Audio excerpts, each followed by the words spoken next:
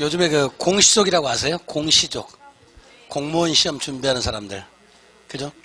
요즘에 그 노량진 같은데 공무원 시험 보통 몇 년 준비해야 되죠? 기본이 2년이고 길게는 5년입니다. 기본이 2, 3년이에요. 그보다는 우리가 훨씬 더 좋은 겁니다. 아, 진짜로요. 제가 공무원을 무시하는 것이 아니라 그보다는 훨씬 더 수입을 많이 벌 수가 있죠. 훨씬 더요. 공무원 시험 요즘에 어렵잖아요. 그래서 공시족이라는 게 있잖아요.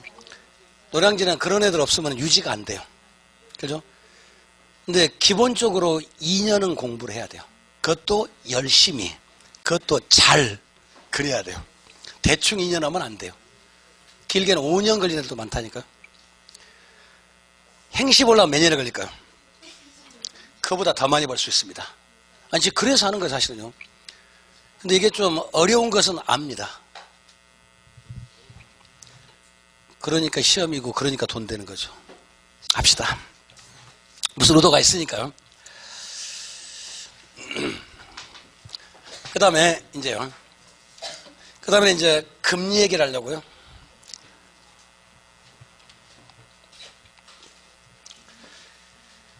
기산심해란 말 아시죠? 기산심해. 기운기자, 몇산자 기산. 기운은 산처럼. 마음심자 바다에 있죠. 마음은 바다처럼. 그렇게 하셔야 돼요. 너무 서두르지 마세요. 너무 지금 이거 안 된다 된다. 반은 뭡니까? 아직 지금 전체 과정이 10%도 아직 안 갔는데요.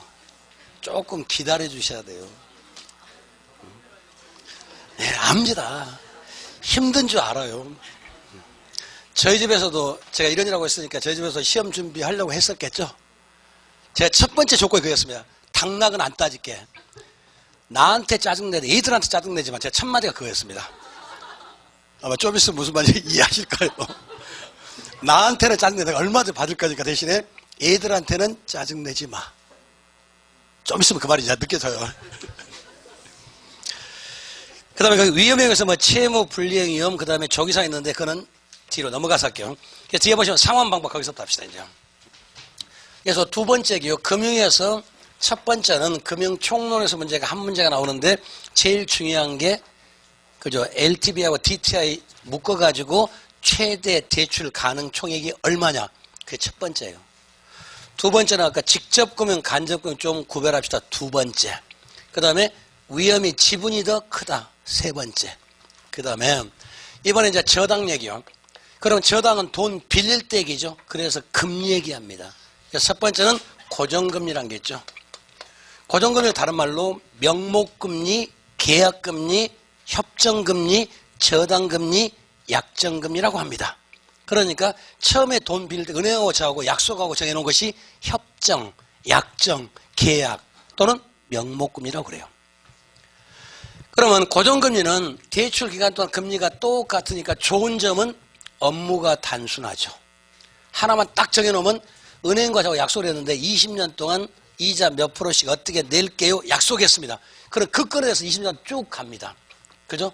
그러니까 은행 입장에서 업무가 단순하죠. 맞죠? 또 은행 입장에서는 저하고 딱 약속을 했으니까 이번 달에 얼마가 들어온다, 얼마 빠진다 정확히 알고 있죠. 수지 계산이 쉬워요. 수지 계획을 세우기가 쉽다는 얘기. 이해하셨을까요? 그러면은 고정금리도 다른 말로 아까 계약금리, 약정금리, 저당금리, 협정금리 등등 말을 해요. 그러면은 이런 애들은 첫 번째 실질 이자율 요놈에다가요. 그 다음에 두 번째는 위험률이 있습니다. 실질 이자 있고 두 번째는 그 다음에 위험률. 여기서 위험률은 은행도 떼일 가능성이 있을까 없을까요? 있겠죠. 그래서 요 위험률이 일반 우리한테는 10만 원만 안 받으면 빨간 딱지 보낸다 난리 법석을 피워요. 기업한테 몇천억 떼이면서. 맞잖아요. 대우조선, 한보철강 잘 아시죠? 그걸 세금으로 왜 메꿔야 돼요? 말도 안 되는 소리. 지네들 돈 벌었으면서. 그죠? 그 다음에 여기다가 뭐가 있냐면은 그 다음에 기대인플레, 예상인플레가 있어요. 그러면은 우리 한번 생각합시다. 기대인플레, 예상인플레 왜 붙여놨을까요? 뭔가 이유가 있을 것 같아요. 은행은 고정금리란 말은 대출기간 내 그 건에서 금리를 똑같이 간다는 전제. 그런데 은행 생각에는 지금 저하고 약속할 때 대출금리 10% 예를 들어서 그러면 그 10%가 계속해서 변할 거라고 생각할까요? 안 변할 거라고 생각할까요? 변한다고 생각할까요? 맞죠? 근데 변해도 못 바꾸기로 약속했는데 그래서 미리서 걸어놔야 돼요. 그러면은 고정금리 됐을 때 은행은 금리가 떨어지는 것을 걱정할까요? 올라가는 걸 걱정할까요? 올라가는 걸 걱정하면 떨어져도 다 받은데 그죠? 올라가면 못 받으니까 억울해. 그래서 요걸 붙여놔요. 자, 그러면은 무슨 말이냐면은 예를 들어서 고정금리 예를 들어서 8% 합시다. 예를 들어서. 그러면 이제 요게 4% 가정할게요. 근데 그럼 2% 가정할게요. 그래서 요게 2% 예를 들어서. 이렇게 구성됐다 하자고요. 그런데 고정금리가 되면은 은행 입장에서는 일단은 업무가 단순하고 그 다음에 한 번 하면 쑥쑥쑥 좋은 건 맞죠. 그런데 지금 현재 8%가 있는데 계속해서 8%라고 생각은 안 할 거예요. 분명히 변동할 거 생각하겠죠. 그죠? 이럴 땐 인플레가 일어나면 은행은 손해를 봐요. 자, 무슨 말이냐면은 여기에 2%를 짜라 썼는데 혹시 3% 오른 경우 있을까 없을까요? 그래도 해놓으면 2% 똑같습니다. 요건 8% 똑같습니다. 그러면 요게 이제 3%가 돼요. 그래서 인플레가 일어나면은 예를 들어서 은행은 실질금리가 마이너스 1%만큼 떨어져요. 그러면은 은행 입장에서 1% 떨어지니까 우리 입장에서는 자 1억을 빌렸습니다. 연 1%요. 우리는 열리니까. 그러면은 1억 빌리더라도 100만 원이에요. 1% 오르고 떨어지면은. 그러면 한 달 따지면 약간 8만 얼마 돼요. 그러면 5천만 원 빌렸습니다. 그러면 더 작죠. 우리 보통 사람들은 1% 오르고 떨어지건 감이 없어요. 그죠? 근데 지금 가계대출이 1,300조가 넘었습니다. 그럼 만일에 메이저은행 같으면 보통 국민은행 같으면 500조를 한다고 가정하자고요. 그럼 만일에 1%가 빠지면은 500조 1%면 몇 조죠? 5조입니다. 5가 아니에요. 5조가 감이 안 오시죠? 5억이 더 빨리 오실 거예요. 그죠? 1조란 돈은 한 사람이 267년 동안 쓸 원금입니다. 감이 안 와요. 지금 1조를 예금해놓고 예를 들어서 정기예금 지금 2%만 잡을게요. 그러면 1년에 이자가 200억이에요. 하루에 7천만 원씩 쓰셔야지 원금입니다. 그 사람의 소원은 원금이 줄어드는 게 소원이에요. 절대로 안 줄어들어요. 그러니까 즉 다시 말해서 요 녀석이 움직임에 따라서 요게 달라진다는 얘기예요. 왜요? 근데 만일에 2% 될 줄 알았는데 또 1% 오는 경우 혹시 없을까요? 지금 이걸 무슨 말이냐면은 고정금리가 되면 은행은 인플레 위험을 당하기가 쉽습니다. 지금 그 얘기하고 있어요. 그런데 언제든지 당하는 게 아니라 요럴 때만 당하지 요럴 때는 안 당해요. 그럼 여기 1%만 있잖아요. 여러분 2% 똑같겠죠. 그 다음에 여기는 8% 똑같을 거 아니에요. 그러면 여기는 5%가 돼요. 그러니까 이쪽에서 지문이 하나가 나와요. 그러니까 고정금리가 되면 은행은 인플레 위험을 당하기가 쉽습니다. 그 말은 맞아요. 그런데 언제든지 불리한 것이 아니라 예상치 못한 인플레에서 불리하지 예상 범위에서 움직이면 유리할 수도 있습니다. 이해하셨을까요? 그래서 고정금리에서 첫 번째 기억하실 말이 은행은 인플레 위험을 당하기가 쉬워요. 그런데 정확히 말하면 예상된 범위 내에서 움직이면 2% 움직이다는 1%밖에 안 움직였습니다. 그럼 오히려 1%가 어쩌니까 더 업된 거예요. 오히려 더 이익이 나올 수도 있잖아요. 이해하셨을까요? 그러니까 고정금리 됐을 때 은행은 항상 불리하다 그러면 틀렸어요. 언제든지 만세 뜻밖의 인플레, 예상치 못한 인플레 그 말이 꼭 나와줘야 돼요. 키워드가. 그래서 고정금리가 되면 은행은 인플레 위험을 당하기가 쉽다. 그러니까 인플레가 일어나면 실질금리가 변하기 때문에 그런데 무조건 불리한 것이 아니라 예상된 범위 내에서 즉 2%올 줄 알아서 1%밖에 안 오고 오히려 1% 올랐으니까 이익이 되는 거잖아요. 이해하셨을까요? 근데 2%올 줄 알았었는데 그보다 더 많이 오른 경우 혹시 있을까 없을까요? 있죠. 그래서 예상치 못한 인플레, 뜻밖의 인플레가 나왔을 때 은행이 불리한 거지 예상된 범위 내에서 움직이면 유리할 수도 있다는 얘기. 그게 첫 번째 지문이에요. 그 다음에 그러니까 고정금리는 구성이 어떻게 되다고요? 실질이자율, 위험률, 그 다음에 기대인플레 이루어져 있습니다. 그 다음에 기대인플레 범위 내에서 움직이면 은행은 안 불리하고 유리할 수도 있어요. 기대했던 것보다 더 많이 예상치보다 인플레가 나왔을 때가 불리한 거지 무조건 인플레가 나오면 은행은 불리하다 그 말은 아니란 얘기. 여기까지요. 그 다음에 이게 첫 번째였고요. 그 다음에 두 번째 여기까지 읽어보고 한번 갈까요? 그 얘기가 어디냐면은 자, 고정금리 개념부터 읽을게요. 그러니까 전체 대출기간 동안에 대출 계약 당시에 약정한 명목 이자율을 동일하게 적용되는 것. 그러니까 지금 계약 이자율, 계약금 이자율과 금 똑같으니까. 또는 약정한 거. 그러니까 계약 이자율, 약정 이자율, 명목 이자율 정해놓은 거. 협정 이자율 다 같은 얘기요. 고정금리, 명목금리, 계약금리, 협정금리, 저당금리 다 똑같은 얘기예요. 그러니까 1번은 지금 무슨 얘기입니까? 1번은 뻔한 얘기죠. 그 건에 대해서는 대출기간 또는 금리를 똑같이 안 변하고 유지하기로 약속한 것. 그리고 약속했으니까 약정한 거죠. 둘이 협의해서 정했으니까 협정한 거죠. 둘이 계약한 거니까 맺을겠죠. 약속을 약자니까 서로 계약 맺어서 약속한 거 맞잖아요. 그래서 계약금리, 약정금리, 저당금리, 협정금리, 명목금리라고 얘기를 할 수가 있는 거죠. 여기까지 왔죠? 두 번째. 그 다음에 예상치보다 인플레 2번. 그러니까 2번 얘기는 고정금리가 되면은 인플레가 커지고 작아지면 인플레가 발생하면은 실질금리가 떨어지고 올라갈 수도 있어요. 그런데 언제 손해다? 거기요.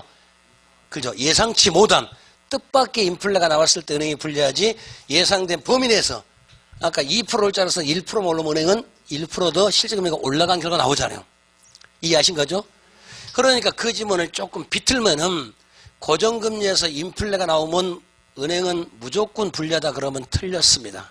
예상치 못한 인플레, 뜻밖의 인플레가 있었을 때 은행이 불리하지 무조건 불리하다 그 말은 아니란 얘기. 이해하신 거죠? 그런 점을 더 비틀면은 그죠? 고정금리 되더라도 은행은 경우에 따라서는 유리한 경우도 있습니다. 이렇게 나올 수도 있겠죠.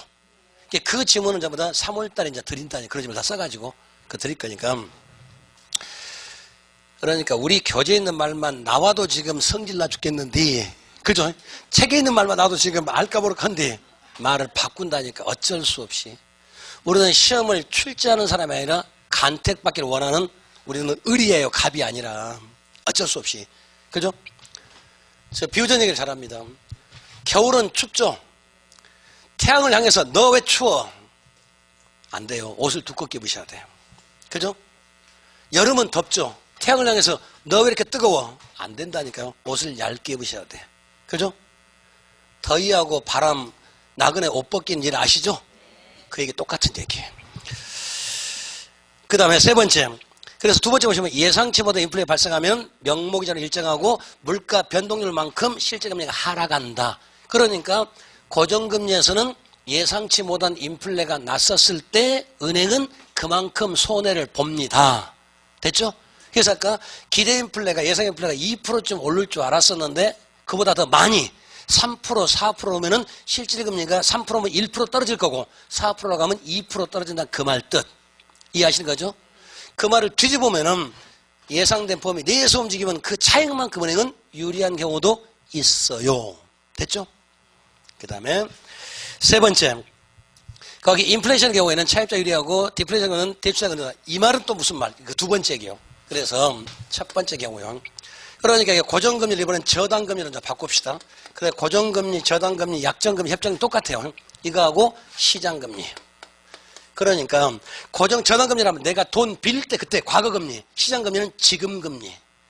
제가 6개월 전에 예를 들어서 5억을 빌렸다고 하더라도 그때 금리가 8%였는데 지금은 똑같이 5억을 빌려도 8%가 아니 될 수도 있죠. 6% 될 수도 있고 또 혹시 9% 될 수도 있잖아요.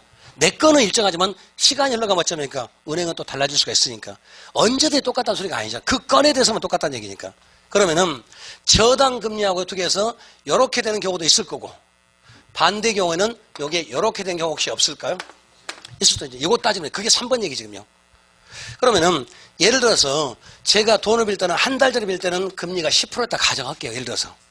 그러니까 저당금리, 약정금리, 고정금리 이런 전부 다 과거금리, 내가 돈 빌릴 때 금리를 해석하자고요. 그 다음에 시장금리는 지금 금리.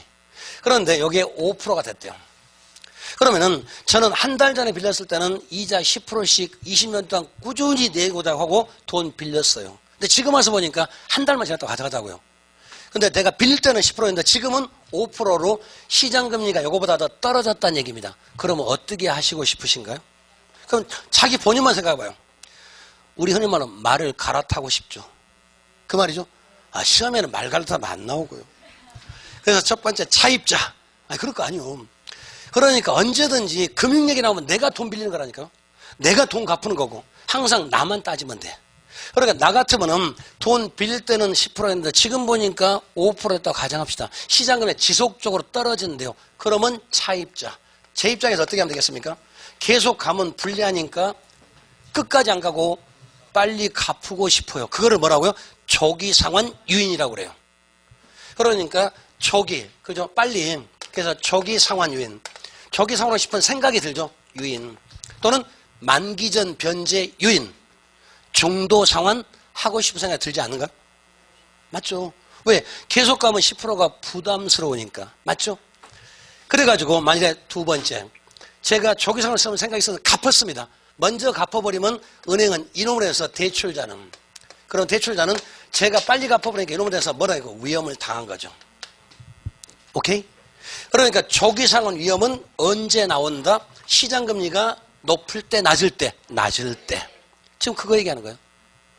그러면은 은행은 이 사실을 모르고 있었죠? 알고 있어요. 그래서 사인하실 때 여기 사인하시고요. 또 담당자에 넘기고 여기 사인하시고 넘기고 한 열 몇 군데 사인을 하셨잖아요. 거기에 뭔가 들어있어요. 그러면은 저는 분명히 했습니까? 이렇게 꾸준히 20년 동안 한다고 약속을 하고 했었는데 지금 이러니까 제가 마음이 변했잖아요. 제가 계약을 깼잖아요. 그러면 제가 잘못했잖아요. 그러니까 물어야죠. 페널티. 그게 위약금 제도가 있죠. 만기전 변제 수수료, 중도상환 수수료, 조기상환 위약금 있어요, 없어요? 있다니까요. 그래서 위약금 제도. 그래서 위약금을 예를 들어서 원금의 1%에서 1.5% 언제까지 하면 더 주세요라고 분명히 적어져 있습니다. 근데 우리가 돈 빌 때 그 사실을 깨알가 있어서 못 찾아요. 너무 작아서. 거기 또 말이 길어가지고 해석을 못해요. 미안하지만은. 그죠? 분명히 읽어봐도 모르게 써져 있다니까요. 그래서 요거요. 그래서 중도상환 수수료는 언제 했다? 요렇게. 이 말 이해하시는 거죠? 반대로. 한 달 전에 빌 때 지금 10%였습니다. 근데 지금은 15% 가정합시다. 그러면 또 첫 번째 차입자. 그러니까 이럴 때는 은행이 알려줄까요? 안 알려줄까요? 물어보면 몰라요라고 해요. 근데 아래쪽은 일일이 전화해가지고 고객님 이번 우리은행의 60주년 행사 기간이에요. 빨리 갚으시면 이자 좀 깎아줄게라고 독촉을 합니다. 왜? 그래야 옛날 접수하고 또 다른 사람들 이렇게 빌려줘야 지네들 돈 되니까. 아닐까요? 반드시. 여기는 물어보면 은행 직원들 뭐라 합니까? 우리 모르는데요? 안 알려준다니까. 알려주면 이렇게 할 건데. 그래서 그럼 차입자 입장에서는 지금 한 달 전에는 10%였는데 지금 빌렸으면 15% 이자를 내야 될 거 아니에요. 제가 조금 빨리 빌려가지고 금리가 떨어진 느낌 맞죠? 실질금리 하락의 효과. 맞잖아요. 그죠? 이거를 다 애우려고 하면 물론 애워도 나쁘진 않는데 생각하시자니까요. 나 같으면 어떻게 하겠는가. 애우는 데는 한계가 있는 것 같은데요. 연세들 요렇게 뵈니까 애우실 나이는 지난 것 같은데. 저는 애워요. 아직 나이가 28이니까. 근데 그렇게 많이 사갔냐? 그러니까 실질금리요. 실질금리 어쩌합니까? 하락의 효과. 이해하시는 거죠? 그러면 은행은, 대출자는, 그럼 은행은 어떻게 했습니까? 지금 예를 들어서 요렇게 빌려서 돈이 되는데 이래 빌려서 돈이 안 되니까 수익성이 좋을까요? 나쁠까요? 그렇죠. 그래서 수익성이 떨어집니다. 요렇게. 그래서 이쪽에서 치면 하나, 여기서 치면 하나. 딱 두 가지. 그래서 고정금리는 인플레이엄을 당하기 쉽습니다. 쉽게. 언제? 예상치 못했을 때. 예상되면 내일 나오면 안 당할 수 있다. 그게 질문 하나예요. 그래서 두 번째는 언제 조기상환 오고 언제 뭐가 유리하고 불리할까요? 요거 따지는 문제. 자, 읽습니다. 거기 3번. 인플레이될 경우는 차입자가 유리하다. 그게 무슨 말입니까? 요거. 요 뜻이에요, 지금요. 그러니까 지금 10%에서는 인플레이니까 금리가 올라가면 어쩌니까 그만큼 우리는 적게 내니까 할인된 느낌이니까. 지금 제가 빌릴 때는 10% 내기로 했었는데 지금은 금리가 올라서 인플레이돼서 15% 됐다고 가정하자고요. 그럼 저는 한 달 전에 빌렸으니까 지금 10% 이자 내고 있어요. 한 달만 늦게 냈더라면 15% 낼 뻔했는데 그러니까 좀 빨리 해서 5% 적게 냈으니까 금리가 적게 내니까 또 이자 적게 내니까 좋아요, 나빠요? 그래서 유리하다. 말뜻이. 그거를 물론 완벽히 애워둬가지고 기억을 하시면 좋다니까. 근데 그게 안 될 것 같아서 지금 얘기하는 거예요. 나 머리 좋은데? 라고 하실 수도 있지만 그래서 두 가지만 잘 보시자고요. 그래서 고정금리의 구성하고 인플레 위험, 조기 상환, 그거 이해하는 거예요. 그 다음에 장점보가 차입자가 이해가 쉽다. 그렇죠? 그러니까 딱 정해졌으니까 이번 달 나 얼마 빠져나간다, 얼마 내야 된다. 알기 쉬워요, 어려워요? 네, 그 얘기입니다. 그 다음에 밑에 보시고, 그 다음에 두 번째 업무가 단순하다. 이해할 수 있죠? 한 번 딱 정해는 그 건은 절대로 안 손대니까. 그러니까 저 계속 그놈만 울겨 먹으니까. 그 다음에 단점은 예상치보다 인플레가 발생했을 때 시장금리가 상승할 경우 예상치보다 인플레가 발생해 시장금리가 올라간다면 대출기간은 수익성이 떨어진다. 금리 위험이 생긴다. 지금 무슨 얘기입니까? 이쪽 얘기예요. 이게 올라가면 어쩌니까 이렇게 수익성이 떨어지잖아요. 됐어요? 그러니까 고정금리는 좋은 점은 안 바꾸니까 단순하고 좋고 은행은 편해서 좋은데 인플레 됐을 때 못 바꾸니까 손해본다는 얘기. 그런데 그게 얼마만큼 올랐을 때 된가? 그걸 따지자는 얘기. 그래서 예상된 범위 내에서 움직이면 유리할 수도 있다.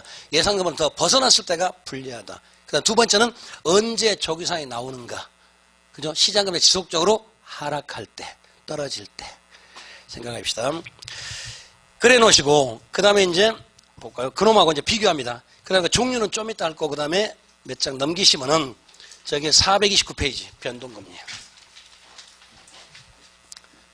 그러니까 아까 저당 상환에서 문제가 두 문제가 나오는데 저당 금리에서 한 문제, 그 두 번째는 상환에서 한 문제예요. 두 번째 변동금리요. 그러면은 고정금리란 말은 대출기간 내내 그 건에 대해서는 안 변한다. 그럼 변동금리는 그때그때 달라요. 맞죠? 그래서 첫 번째 변동금리는 목적. 그러면 변동금리는 왜 만들었을까요? 왜 만들었을까요? 은행이 뭐 하려고? 위험을 우리한테 보내려고. 만약에 고정금리하고 지네들 유리한 점만 있으면 안 바꿨을 건데요. 근데 고정금리 다 좋은데 인플레이엄을 당하기 쉽다. 그거를 떠넘기기 위해서 위험 전가. 그러니까 고정금리 되면은 인플레가 나도 은행이 안고 있어야 되잖아요. 우리한테 못 떠는. 그럼 변동금리 생기면 그때그때 어쩌니까 금리를 바꾸니까 우리한테 떠넘기는 거잖아요. 맞죠? 그래서 목적은 위험 전가입니다. 위험의 전가요. 그래서 지난번에 위험의 관리 전략에 통제가 있고 축소가 있고 회피가 있고 종류 몇 가지가 있었죠?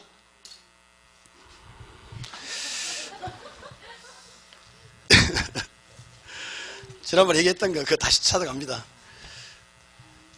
나도 너처럼 다 기억하면 좋은데. 그죠? 그래서 그게 어디가 있냐면 우리 위험의 전가에서 저기 페이지 수가 337페이지. 우리 위험과 수익에서는 반드시 문제 나오는데 첫 번째는 위험이란 말이 무슨 말, 수익이란 말이 무슨 말 의미에서 수익을 기대치를 계산하는 방법이 첫 번째 평균화한다는 것. 그 다음 두 번째 위험의 종류가 사업상이 있고 무슨 쭉쭉 있었고 그 다음에 그래서 그걸 묶어가지고 첫 번째 한 문제고 두 번째는 수익률을 가지고 한 문제 세 번째가 위험 처리, 위험 관리. 그래서 337페이지 위험 관리 방법이란 말은 목적은 안전빵. 그러니까 위험을 관리한다, 위험을 처리한다, 위험을 줄이거나 없앤다는 뜻 아닌가요? 이 문제 처리하실 수 있죠? 그 말을 해결한다는 뜻 아닌가요? 그러니까 위험 관리란 말은 위험을 줄이거나 제거한다는 얘기니까 우리식으로 말하면 안전빵을 바라는 거. 그래서 이제 첫 번째가 거기 위험 전가 나왔죠? 위험 전가에서 다른 거 다 버리고 뭐만 기억하자고요? 금리 수합. 그래서 수합이란 말이 안 넣으면 스와핑. 몰라, 뭔 소리죠? 그러니까 위험 전가. 그래서 대출자로부터 누구한테? 차입자한테. 그죠?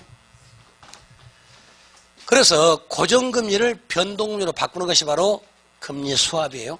위험을 전가하기 위해서. 그래서 저한테 질문을 한 분도 안 하신 것 보니까 아직 안 풀어보신 것 같아요. 제 느낌에. 우리 교재 아까 그 말씀을 일부러 빼놓고 왔는데 어디가 있냐면은 OX 지문 읽어보신 분이 아직 안 계신 것 같아. 저기 386페이지 3번. 386페이지 3번. 일부러 그 질문을 기대하고 있었는데 아무 분도 아직 안 물어봤어. 그럼 그거 안 풀어보셨다는 뜻이에요. 386페이지 3번 읽어볼게요. 장래 인플레이션이 예상되는 경우 대출자는 변동이 잘 대신 고정금리를 대출하기를 선호한다. 반대입니다. 그러니까 앞으로 인플레가 나온다는 얘기는 인플레 위험이 나올 것 같아. 그러면 인플레가 되더라도 고정금리는 바꾼다 못 바꾼다? 못 바꾸잖아요. 그럼 은행은 위험을 떠안을 거 아니에요. 그래서 이걸로 바꾸는 거. 그런데 오른쪽 해설을 보니까 대출자는 대출자 틀렸습니다. 그래서 대출자를 차입자로 바꾸든지 아니면은 거기 변동을 고정을 두 개를 잘 바꾸든지. 대출자는 고정금리를 변동으로 바꾸는 거지 변동금리를 고정으로 바꾸는 것이 아니라. 이해하셨을까요? 그러니까 일단 우리가 답으로 하자면은 거기 대출자 화살표 대출자 나왔죠? 믿습니다. 그러니까 대출자를 뭘로? 차입자로. 또는 그래서 대출자 그대로 놔두라면은 고정금리를 변동금리로 바꾸는 거지 변동금리를 고정으로 바꾸는 것이 아니라 순서가 틀렸죠. 그래서 그러니까 변동금리란 말은 대출권에 대해서 그때그때 달라지는데 목적은 뭐하고? 위험 전가. 누가 누구한테? 은행이 우리한테. 근데 흔히 이렇게 쓰기가 쉬울 겁니다. 대부분 차입자가 대출자한테 위험을 전가합니다. 이렇게 나오기가 쉬울 거예요. 첫 번째가. 두 번째. 그 다음 두 번째는 그럼 변동금리는 구성. 어떻게 구성됐을까요? 변동금리는 기준금리. 기준금리를 또 다른 말로 지표금리라고도 합니다. 기준금리 더하기 그 다음에 여기 나오는 가상금리. 이걸 갖다가 그 다음에 가상금리 이렇게 있어요. 그 다음에 여기다가 마이너스 경우에 따라서는 우대금리가 있습니다. 그러니까 변동금리는 기준금리 더하기 가상금리 그 다음에 우대성금리 빼기 우대금리가 있어요. 이런 우대금리는 주로 정책성 금리이기 때문에 정권 초기에만 나오는 게 보편적. 그래야지 국민들을 내 편으로 끌을 거 아니에요. 그죠? 국민만 보고 했으니까. 그 다음에 세 번째. 이러려고 중에서 공부를 했었나? 그 다음에 세 번째. 그러니까 변동금리는 기준금리에다가 가상금리를 더하고 경우에 따라 우대금리가 있습니다. 여기까지 왔어요. 그러면 세 번째 기준금리. 이 기준금리는 어떻게 정할까요? 뭔가 정할 기준이 있어야 할 거 아니에요. CD 양도성 예금증서 유통수익률, CD 수익률. 그래서 CD 수익률 또는 아니면 코픽스 자금 조달, 비용 조달 지수. 그래서 CD 금리 아니면은 그러니까 양도성 예금증서 유통수익률 또는 코픽스란 말이 있죠. 그래서 비용 조달 지수라는 게 있어요. 그래서 이게 CD 금리는 좀 단기적 3개월짜리 많이 쓰고 그다음 코픽스는 보통 6개월에서 1년짜리를 주로 많이 씁니다. 기간이 조금 차이가 있어요. 코픽스가 뭡니까? 그런 거 문제 안 나올까 걱정하지 마시고요. 그거 물어봤자 의미 없습니다. 그 다음에 네 번째. 변동금리는 분명히 변동하죠. 그럼 변동금리는 변동을 하는데 뭐가 변동하죠? 기준금리가 변동합니까? 가상금리가 변동합니까? 아니면 다 변합니까? 뭐가 변동하죠? 뭐가 변동하죠? 기준금리가 변동합니다. 가상금리는 정해진 표가 있어요. 그러니까 이것도 우리 신문 보면 일면에 코스피 지수, 금리, 기준금리 바로 요거 나옵니다. 그러니까 기준금리가 한국은행 총재가 땅땅땅 때리면서 지금은 1.25죠. 현재. 그걸 1.5에서 떨어뜨리기도 하고 올릴 수도 있고. 기준금리가 변동하지 가상금리는 안 변해요. 근데 왜 물어볼까요? 기준하니까 안 변할 것처럼 보이시죠? 근데 요게 변동합니다. 요게. 그러니까 기준금리가 미국 연방준비은행 금리가 0.25로 올랐네 떨어졌네. 일본의 제로포인트네 전부 다 이쪽 얘기입니다. 그러니까 달러가 0.25% 올라가면 강달러가 돼요. 그럼 달러가 빠져나가요. 그러면 우리 어쩌니까 달러 값이 비싸져요. 그럼 수출도 안 좋아져요. 수입은 더더욱 안 좋아지고. 그죠? 그놈들이 그렇게 한 번씩 흔들어요. 그래서 변동은 기준금리가 변동하지 가상금리 변동하는 거 아닙니다. 그 다음에 다섯 번째 주기. 그럼 기준금리가 변동하는데 주기가 3개월짜리, 한 달짜리, 3개월짜리, 6개월짜리, 12개월짜리 종류가 여러 가지가 있어요. 그러면은 그 주기가 변동할 때 대출자, 은행은 주기가 짧을수록 길수록. 그렇죠? 짧을수록. 그래야지 유리하죠. 그래야 짧아야 어쩝니까? 그때그때 우리한테 떠넘길 거 아니요. 근데 우리는 차입자는 길수록 유리합니다. 이해하셨을까요? 그러니까 내가 은행이라고 한번 생각해봐. 내가 은행 같으면 나한테 위험이 생길 때 빨리빨리 털어야 되지 않을까요? 그러면 기준금리 주기간만 3개월이라는 얘기는 3개월 동안 안고 있어야 돼요. 자, 무슨 얘기냐면은 요렇게 예를 들어서 1월 1일 그 다음에 여기가 4월 1일요. 그 다음에 여기가 7월 1일 이런 식으로 그러니까 2월 3월 있을 거 아니에요. 그러면 1월 1일 날 기준금리 연놈이 예를 들어서 4% 가져갑시다. 그 다음에 가산금리 2% 해가지고 6% 가져가자고요. 그러면 요것만 따지면 기준금리가 4%다 가져가자고 예를 들어서요. 그런데 주기가 1월, 2월, 3월인 그죠? 4월 1일이니까 그러니까 3월 31일까지는 어쩝니까? 못 바꿔요. 4월 1일 날 바꾼다니까요. 그러니까 3개월에 한 번씩 바꾸자 했다면 3개월 주기면은 그러니까 1월 1일부터 해가지고 1월 1일 그 다음 2월 1일 석 달 동안은 요렇게 유지가 돼요. 그런데 만일에 2월 어쩌니까 15일 날 여기에 4%가 아니라 3% 떨어질 수도 있고 5% 될 수도 있을 거 아니에요. 그러더라도 이 기간 바꾼다 못 바꾸다 못 바꾸고 4월 1일 날 그걸 조정을 하는 거야. 그러면은 은행 입장에서는 변동이 생겼을 때 이 안고 있는 기간이 길어야 좋을까요? 짧아야 좋을까요? 그렇죠. 변동금 주기가 1년이란 말은 1년 동안 그 사이에 바꿔도 그 다음 연도에 바꾸는 거지 1년 동안 지가 안고 있어야 돼. 위험을 안고 있으니까 나쁘잖아요. 맞죠? 그러니까 빨리빨리 우리한테 보내려고 하면은 그죠? 바꾸는 주기가 하루에 한 번씩 바뀌면 좋겠죠. 그죠? 콜금리 같은 거. 그러면은 변동금리 하면 그러면 이제 얘기가 나와서 좋은 점 뭐가 있을까요? 위험을 많이 털 수가 있습니다. 단점은 업무가 복잡해. 계산이 복잡해. 그죠? 은행 직원 아마 2배 더 뽑아야 돼. 그래 인건비 충당이 안 돼. 그럴 수 있잖아요. 그래서 다른 거 따라서 우리는 주기가 길수록 좋아요. 은행은 짧을수록 좋습니다. 이해하실 수 있죠? 그 다음에 6번째. 그러니까 사실 조금씩만 생각하시면 돼요. 제 얘기는 단 1분만 얘가 지금 밥을 먹었나 생각하시면 그 다음 얘기가 안 들려요. 뭔 얘기인지 아시죠? 쭉 오셔야지 단 1분만 얘 지금 학교 왔나? 걱정하지 마시고 연결돼 가니까. 결혼은 전체가 한 덩어리예요. 그게 전부 다 연결된다니까. 그 다음에 이번에 무슨 말이냐면 요렇게 대출 시점에서 예를 들어서 고정금리는 요렇게 가겠죠. 고정금리. 고정금리란 말은 똑같은 금리가 여기가 금리예요. 금리고 여기는 시간 갔었을 때 금리가 고정금리는 똑같이 갈 거 아니에요. 변동금리는 요게 요렇게 해서 뭐 이런 식으로 갈 거 아니에요. 그럼 여기가 이제 변동금리예요. 그러면은 두 개를 비교할 때는 항상 여기만 비교하지, 즉 대출 시점, 대출 당시만 비교할 수 있지 대출 중기, 말기는 비교하면 답이 없습니다. 자, 무슨 말이냐면은 만약에 20년 동안 합니다.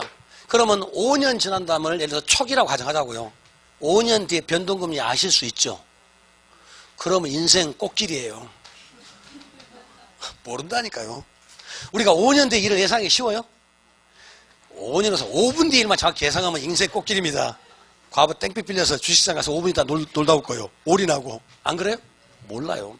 그러니까 두 개를 비교할 때, 그러니까 대출 조건하고 액수가 똑같아 금리만 달랐을 때 비교할 때는 반드시 대출 당시 대출 시점만 비교해야지 대출 초기, 중기, 말기 말도 안 되는 소리. 이해하셨을까요? 그러니까 반드시 여기밖에 안 돼요. 만일에 1년짜리 된다 하더라도 1개월, 2개월 뒤에 금리 변동하는 거 아실 수 있을까요? 모른다니까요. 그러니까 고정금리와 변동을 비교를 할 때에는 조건이 기간이 있어야 돼. 그리고 반드시 대출 초기만 해야지 중기, 말기는 알 수 없다니까요. 만일에 중기 어쩌자 말기 어쩌자 하면 답 없어요.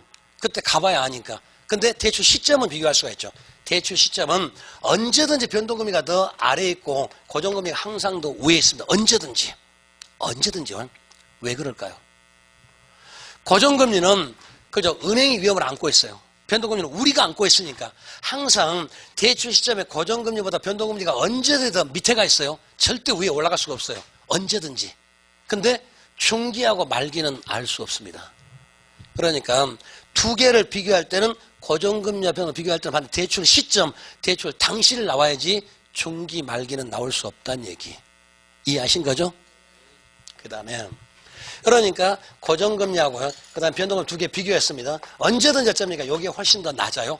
이유는 차입자가 위험을 안고 있으니까. 그래서 변동은 낮습니다.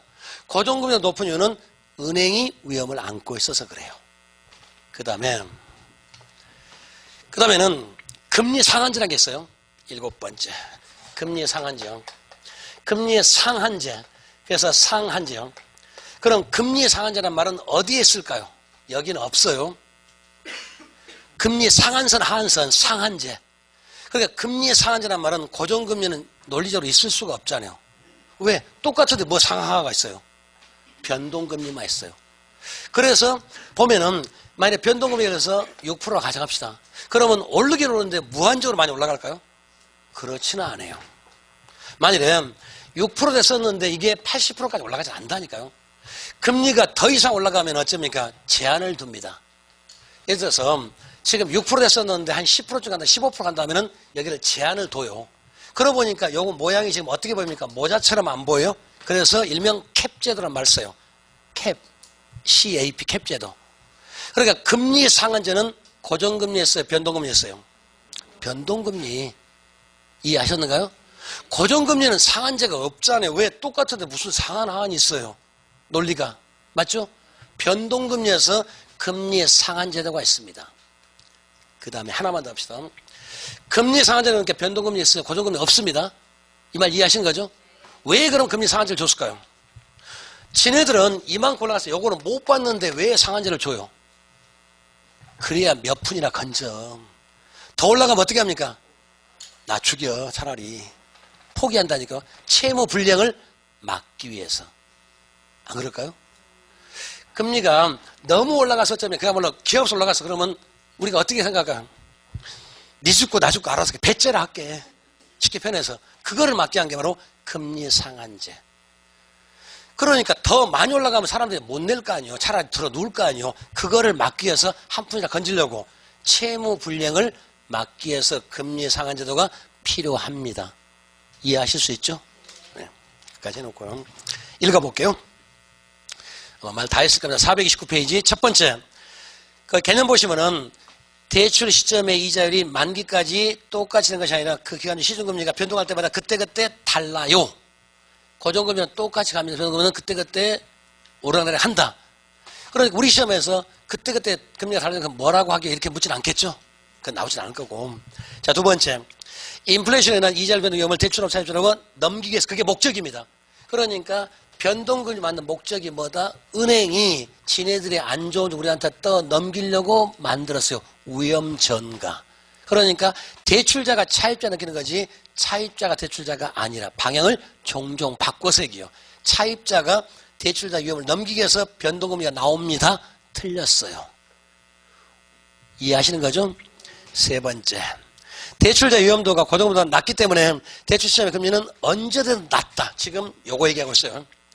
그러니까 같은 시점에 대출 시점, 대출 당시는 고정금리보다 언제든지 변동금리가 더 낮습니다. 이유를 대자면은 변동금리는 누가 위험을 안고 있으니까? 차입자가 위험을 안고 있으니까. 답은 항상 더 낮아요. 절대로 높을 수가 없어요. 근데 가운데 끝에는 몰라요. 이해하시는 거죠? 그러니까 두 개를 비교할 때는 절대로 중기가 어쩌고 말기가 어쩌고 N년호란 말은 나올 수가 없는 거죠. 귀신도 몰라. 이해하시는 거죠? 항상 대출 시점. 초기란 말도 틀려요. 대출 시점, 대출 당시 이렇게 와야지 대출 초기에 그러면 그것도 틀려요. 20년 하면 1, 2년은 초기 아닌가요? 20년 동안 대출이 아니라 그러면 1, 2년 초기 아닌가요? 2년 뒤에 금리를 알 수가 있어요? 말도 안 되는 소리입니다. 그 다음에 네 번째요. 그래서 세 번째 대출자 위험도가 고정금리보다 낮기 때문에 항상 변동금리가 고정금리보다 밑에 있습니다. 위쪽에 안 있어요. 그 다음에 네 번째. 변동금리 저당대출 조정기가 짧을수록 금융기관이 그 다음에 위험을 빨리 뱉어 넘긴다. 그러니까 지금 4번은 뭐 나왔습니까? 조정주기 나왔어요. 그러니까 저 다 딱 줄여서 써놓은 거예요. 목적이 뭡니다? 구성이 뭡니다? 뭐가 변동합니다? 주기가 어쩐다. 이거 딱 7가지 딱 줄인 거예요. 그러니까 우리 교재는 이제 쭉 풀어져 있잖아요. 나도 읽을 때 너처럼 딱딱 줄여서 읽으면 참 좋은데. 그잖아요. 이렇게 읽어도 빠를 거니까. 그 다음에 금리 상한. 그죠? 그래서 금리 상한은 변동금리 주담자 차입자는 금리 상한 이상으로 금리가 상승할 때 금리 변동금을 줄일 수가 있다. 그러니까 금리 상한제는 어디에서 나옵니다? 변동금리. 뭐 하려고 만들어놨죠? 그래야 은행이 한 푼이나 건진다니까요. 더 올라가면 어쩝니까? 차라리 죽어. 쉽게 말해서 포기할 수도 있잖아요. 차라리 배째를 할 수도 있으니까. 맞죠?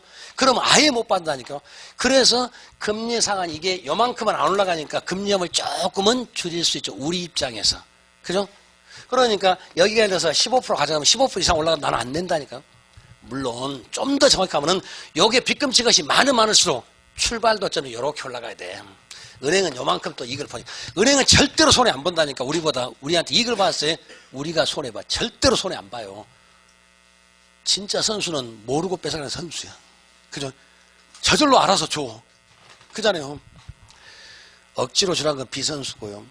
그게 금리 상한제는 고정금리가 아니라 변동금리 필요합니다. 됐죠? 그 다음에 목적은 채무 불량을 좀이라도 줄여보려고. 그러니까 은행 입장에서는 그래도 좀이라도 어쩌니까 한 푼이라도 건지려고. 됐죠? 그 다음에 장점. 따라서 변동시장 시장상에 따라서 금리를 잘 한다. 그래서 은행 입장에서는 위험을 많이 줄일 수가 있다.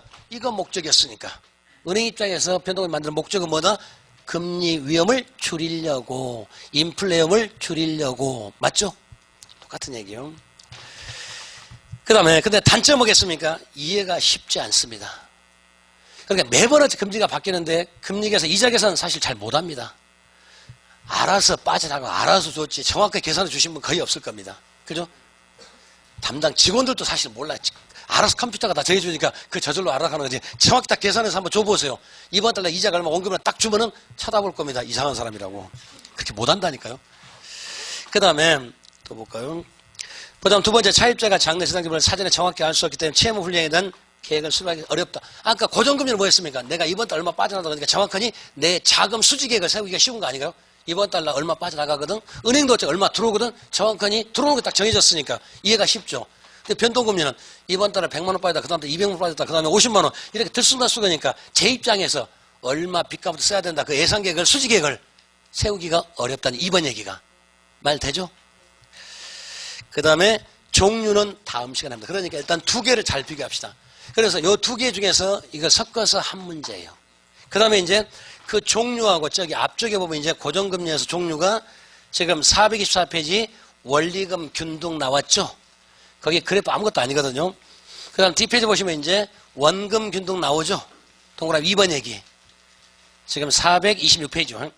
그 다음에 또 427페이지 보니까 또 체증식 나왔죠? 그 세 가지를 다음 시간에 얘기합니다. 그거 하고 이제 변동금 종류를 얘기할 거니까. 그래서 이렇게 합쳐서 저당 얘기가 한 문제예요. 그 다음에 빌렸으면 이제 갚아야 될 거 아니에요. 그럴 때 어떻게 갚는가 상환 방법이 세 가지만 가시면 돼. 그래서 원금 균등, 원리금 균등, 그 다음에 물가수준 조정 저당이라는 세 가지만 정확히 아시자고요. 그럼 다음 시간에 이어서 갑니다. 그러니까 다음 시간에 금융을 전부 다 끝낼 생각입니다. 읽어 오셔야 될까요? 그냥 오셔야 될까요? 숙제를 내드리는 겁니다. 네, 고생하셨습니다. 고맙습니다.